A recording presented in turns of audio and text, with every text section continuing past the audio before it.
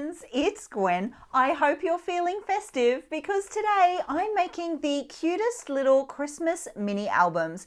These are the perfect handmade gift for your family and friends, and what's even better is that they come together in minutes. Here's a look at the supplies I'll be using. This is a Christmas mini album, so I've pulled Crate Paper's Hey Santa collection. The beauty of this project is that it is a one-page wonder, and that means that it comes together with a single sheet of cardstock or pattern paper. In fact, one sheet will actually make 4 of these albums because the first thing you want to do is cut the cardstock down to a 6-inch by 6-inch square. Next up, we are going to add some score lines. The first 2 will be at the 3-inch mark and the next 2 will be along the diagonals. Each of the score lines will go down the center line of the square. If you don't have a large paper scorer, you can use your paper trimmer. You can now fold the cardstock along each of your score lines and you'll end up with something like this. Next up, you're going to grab some scissors and trim into the center of the square along the bottom centered line.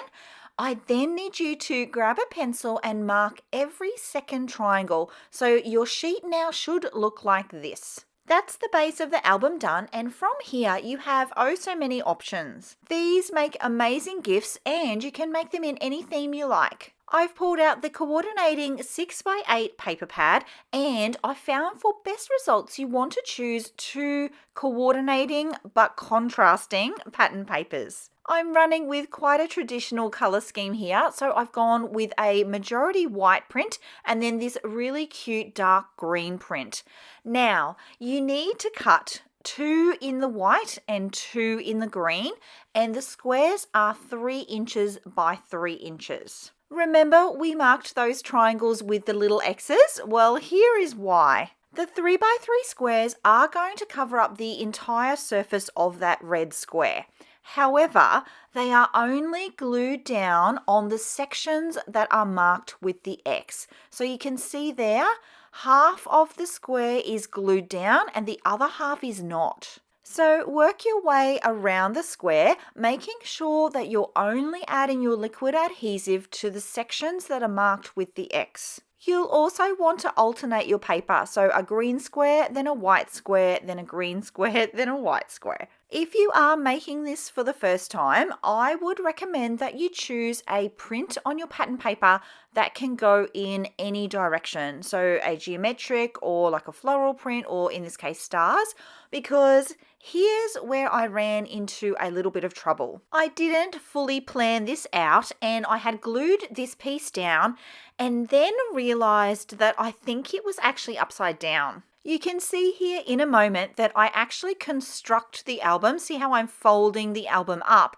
And then I realized that it is indeed upside down and I have to re-glue it. Luckily, I was able to get it up and then reposition it and re-glue it down. However, I was left with this mess on the back. So I have to fix that. And what that means for you though is that you're now going to see 2 versions of this same album. This one I'm going to turn more into a book style, and then I will do another base for you, and that one will be how it was originally intended. So let's finish decorating this one, and to keep things simple, I'm just going to cut another couple of pieces that are 3x3. I'm going to incorporate some more printed pattern papers here, and I love that this would be a great project for paper scraps. If you were at the end of a collection, you could make a bunch of these little mini albums up and give them away as gifts. Before I get to adding the embellishments, I do want to get the base of this second one done, and it's a good opportunity for me to quickly go through this process again. So 4 score lines running down the center of your 6x6 inch square. You then want to fold along all of those lines so that you have nice crisp folds.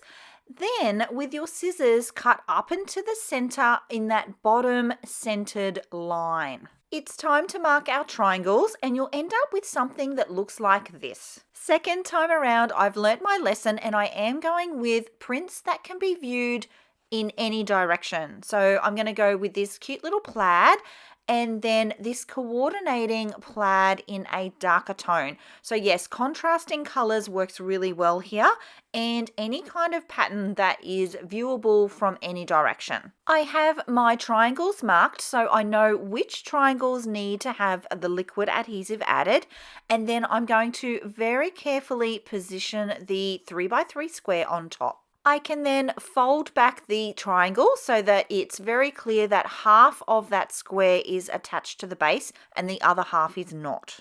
So from here, you can just repeat that process step by step until all 4 squares are adhered to the base. While I do that, I wanted to let you know that there are links in the description box below for all of the supplies that I use. So if you're ever wondering my favorite glue or scissors, all of those details are below. With the paper attached, I can now go ahead and fold the album as it should be. Everything's looking very, very good.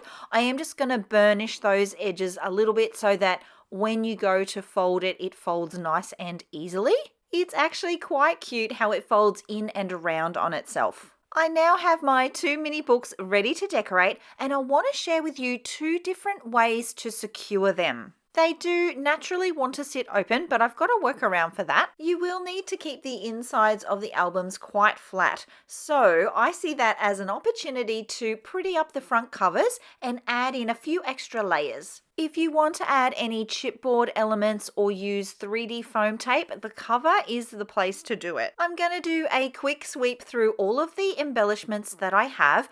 I am excluding anything that won't work. Usually in this case it was due to the size or the color. And I'm going to add a couple of layers here, including this title piece that says, "Oh, what fun," and this chipboard piece. And here's where I make the second big mistake in this album, because I get out my glue and I stick this all down. You'll see why that's a big problem in a moment. I do want to do the front cover of this second album. I found this square chipboard piece that says Holly Jolly, and it was perfect. I love too that it's a contrasting color. It's a really pretty bright red.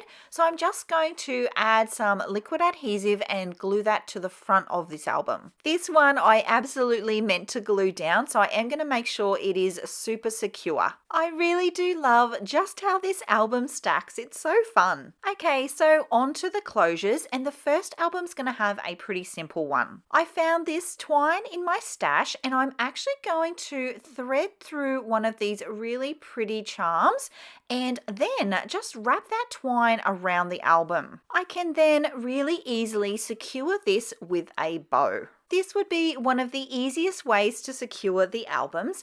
This next way though is a little bit nicer, I think. So I have this satin ribbon. It is about 1/4 inch wide, and I'm just going to cut a section of that. And it's here that I realized my mistake, because as I tie this in a bow here, I realized that you can't read everything that's written on the sentiment.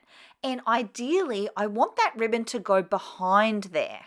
I was able to prise up the chipboard just a little bit at the top there, and luckily enough, the ribbon did slide in behind. See how it sits behind now? You can read all of the sentiment. That's exactly what I wanted. The other thing I love about doing it this way is that the ribbon is attached to the book itself. For the first mini album, that ribbon has to come all the way off the book to be able to open it.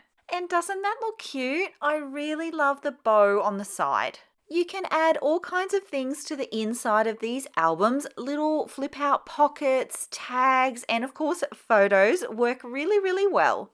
If you found folding the angles on this album a little bit tricky, there is an even easier version that you can make, and it's this one right here. Be sure to check that video out, and I'll see you all next time. Until then, bye!